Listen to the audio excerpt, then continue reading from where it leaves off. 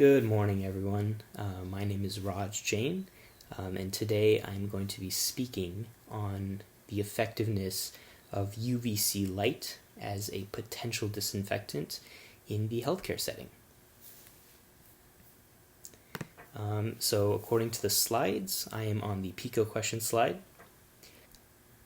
Before we could start to even research about UVC light as a disinfectant, we wanted to come up with a PICO question, the reason being to help guide our research. The P stands for patient or population of interest. We had decided to go with hospitalized individuals.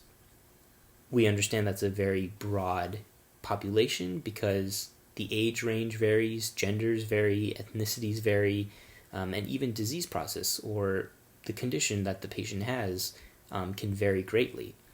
But we wanted to focus on hospitalized individuals. The I, or the intervention or area of interest that we wanted to focus on was how UVC light can be used as a disinfectant to reduce the transmission of infection.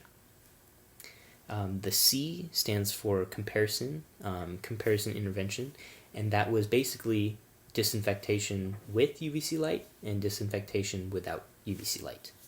And finally, the outcome. What was the goal? What did we want to see? The accomplishment. And essentially that was to reduce the transmissibility of infection. So our PICO question came out to be, in cases with hospitalized individuals, does UVC light work as a disinfectant to reduce the spread of infection compared to disinfection without UVC light? So after formulating the PICO question, we were able to research about our topic.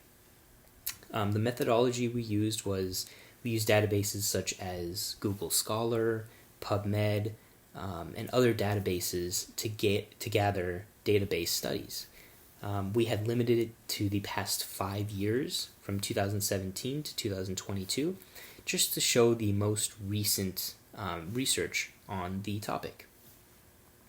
And since it was such a broad area of interest, we had to use narrowing keywords such as ultraviolet light and disinfectant, or even ultraviolet light and infection control, and antimicrobial and surfaces, and even healthcare, but not COVID-19 specifically.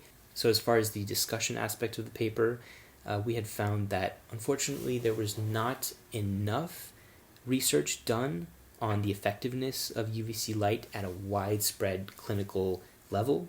There have been studies done, but more need to be done to confirm the effectiveness and repeatability of UVC light as a disinfectant.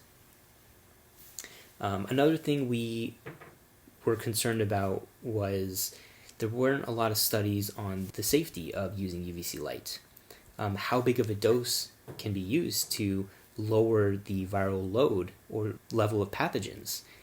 We're not looking again to completely kill off pathogens. We just want to lower it to a level where it doesn't cause the spread of infection. How much of UVC light is needed in order to do that without harming the user?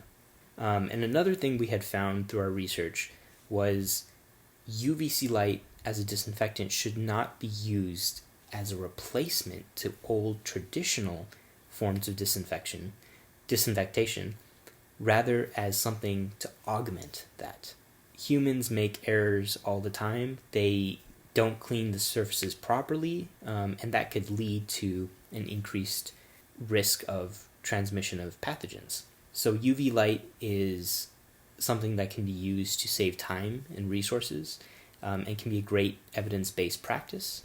And in conclusion, UVC light we had found should be used in areas of high traffic, such as on the computer keyboards, as well as the nursing and physician workspace stations, and even in client rooms. But it should not be used on the client themselves. Cleaning protocols such as antimicrobial wipes, as well as proper hand hygiene, should never be discarded or replaced by UVC light. This is something just to augment disinfection to lower the rate of infection. Again, my name is Raj Jain, and I really appreciate you taking the time to watch through my presentation and read through our paper based off of UV light as a disinfectant. Thank you very much, and have a great day.